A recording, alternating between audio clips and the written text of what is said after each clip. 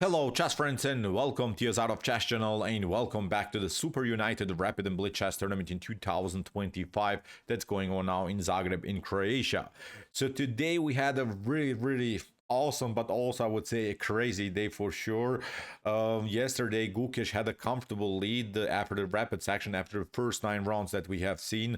Gukesh had 4 points more than Magnus Carlsen, which was really crazy, and 3.5 points more than Jan Krzysztof Duda. But today Gukesh played, I think, his worst day in his whole chess career, because almost every single game Gukesh lost today, which gave basically Jan Krzysztof Duda and Magnus Carlsen the opportunity to take over, and that's exactly what happened.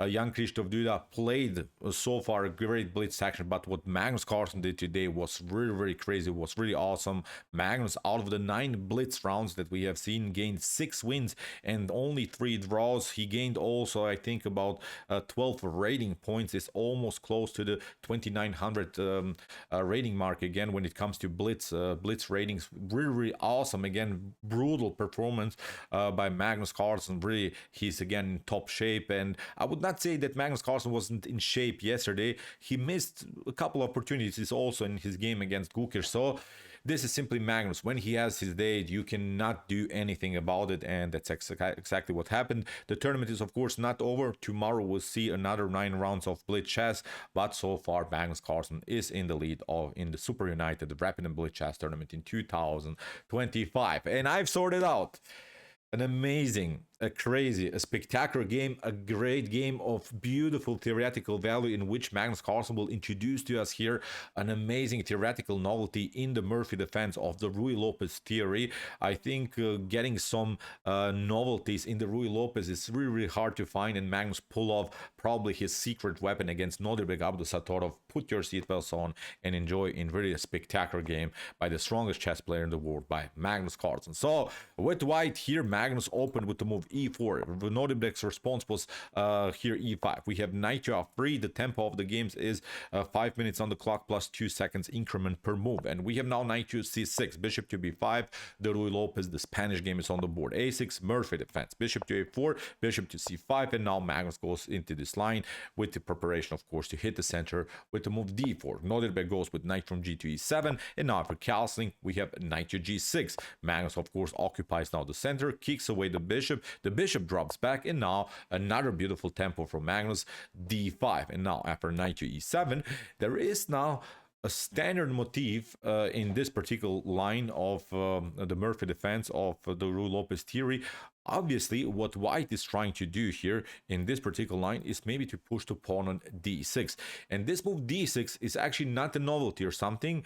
It has been played many times in chess history, but not in this move order that you see now, because after move bishop to e3 that Magnus Carlsen pulled off, here Nodirbek, I think, doesn't react correctly. He goes into a line that has been played so far in chess history, kingside castling, but actually this is not the optimal way here to proceed. I see a couple of games in the database, and surprisingly, I see only 1 draw and only 1 winning game for black. But probably black in this situation comes out in a good way, because white is probably not playing in the correct way.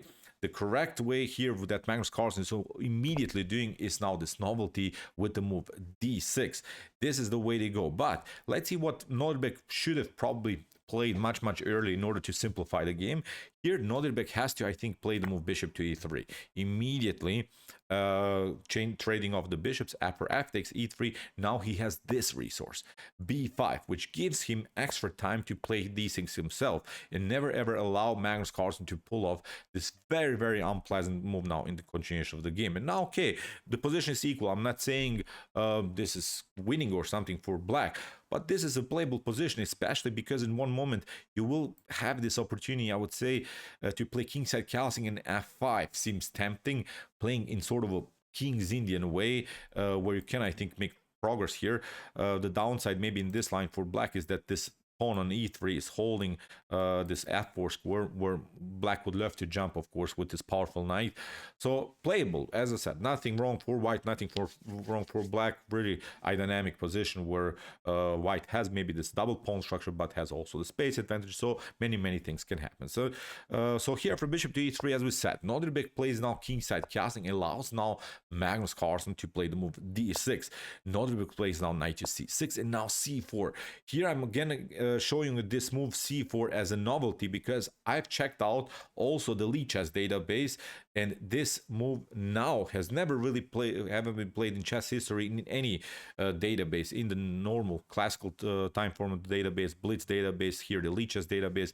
It's really probably something that Magnus Carlsen has prepared, and he had to pull off his secret weapon, because Magnus, as I said in the beginning of the video, was 4 points behind Qxd6 after the rapid section, so he had to now basically win every single game in order to catch up with Qxd6. So after move c4, we have the bishop to e3, f takes e3, and now you see this brutal idea here by Magnus Carlsen. Now when the knight is even on c6 and the knight on g6, this beautiful pawn, this double pawn on the e file, is holding now the d4 and f4 square, and it's not allowing here Nodirbek Abdusattorov to breathe.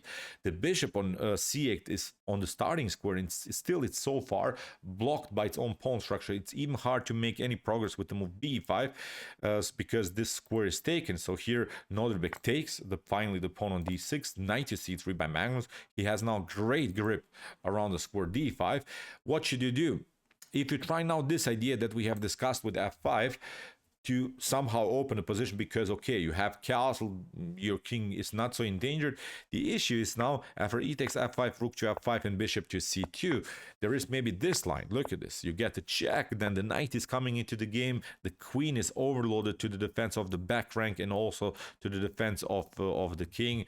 Obviously, I would say completely busted here position for black. So this is not working. So the whole concept with the f5 move is simply not working. So that's why Nodirbek tried somehow to give back material, but he's trying to open a position. He's trying to breathe somehow, because as we said, these knights are basically useless here. They cannot really occupy white side of the board. So here for b5, c takes b, Magnus takes, Nodirbek is trying to trade it off. Okay, mission accomplished, but still this is now a position where white is continuing the game with two connected pass pawns. So these pawns are rolling, this pawn is weak, this square is weak, and still I don't see any improvement here for black with your knights. You still cannot use them in a proper way. So after rook to a6, now Magnus takes, we have queen to b8, and Magnus says, okay, why not? Why shouldn't we trade off the queens? Because still I have this beautiful two connected pass pawns. Obviously you have to protect them. Magnus plays rook cliff with rook to f2, knight to f8, and now rook to d1, f6, b3, rook to a7, which the engine basically doesn't like. The engine wants you to play now more active, and that's, I think, now even the crucial mistake here by Nodirbek, where Magnus is now really taking all over the board. Sorry about that. After rook to a7, you see you played just a passive move, which basically wasn't even forced by your opponent. Better choice is simply to go aggressively as much as you can. You have to be now very active in order to prove your point here on the queen side. After knight to b4, rook to b2, maybe you can attack and you at least play simple threats here. But after b3, Nodirbek played rook to a7. Magnus is now saying thank you, I have now extra time to regroup, to put my pieces on even better squares. Knight to d6, knight to c4, and now Magnus occupies the weakness that we have discussed. Many weaknesses here. Backward pawn, these squares are weak. Even the f5 square in some lines is a weakness. So really a beautiful position here for white. Now Nodirbek plays, he doesn't know what to do anymore. Magnus is controlling the whole board. Now Magnus challenges the rook, pushes simply the pawns, and now another simple threat with tempo here against the rook. Now this knight is dropping back, but in order to push this pawn to a4. So Magnus played knight to c3 here just in order to support this progress, and the pawns are rolling. As I said, two connected pass pawns against the knights here. Very dangerous position for black. Rook to c8, a5. Magnus is pushing. Why not?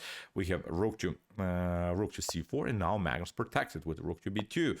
Knight to g5, hitting now this pawn on e4, but it's simply too late. Magnus says take it, why not, we'll simply trade it off. Still I have my 2 connected pass pawns here on the queen side, and now we have a knight to c7. Here you cannot even play moves like rook to e3 because after knight to c7 these pawns are rolling. Look at this.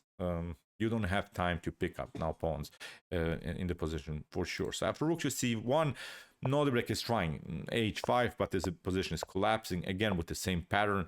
Now Nodirbek is trying to disconnect here the defense of the rook for the knight, but now after b takes c5 and rook to c7, Magnus plays a rook to a1, supports now the passer on the a file, and in this particular position Nodirbek, Abdusattorov resigns. So what's the issue? Whatever you do, you play, I don't know, d takes c5, rook to b7, trading, and then check, and then you promote and with whole rook up.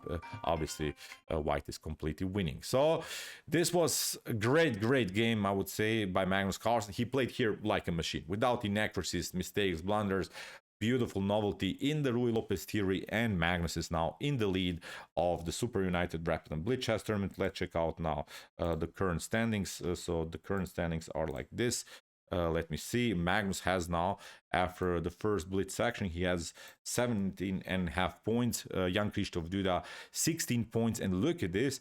Qxd6 started today with 4 points more than Magnus Carlsen, and now he's whole 2 points behind him. So it was simply just a bad day for Qxd6, and I don't think he can catch up anymore with Magnus Carlsen. How Magnus is playing in the Blitz section, it's really crazy. Maybe Duda can do something, and maybe something would dramatically change tomorrow, but if nothing changes, Magnus is, I think, again the winner of the Superunited Rapid and Blitz chess tournament in 2025. So okay, I hope that you enjoyed this game. Really amazing stuff here again by Magnus Carlsen. If you want to see also some other games that we have covered here from this event, check out also beautiful game played by Qxd6 that we have covered yesterday. And if you like this content, don't forget to subscribe to my channel. See you soon with some more videos, and what do we say in the end? Chess is the best, of course.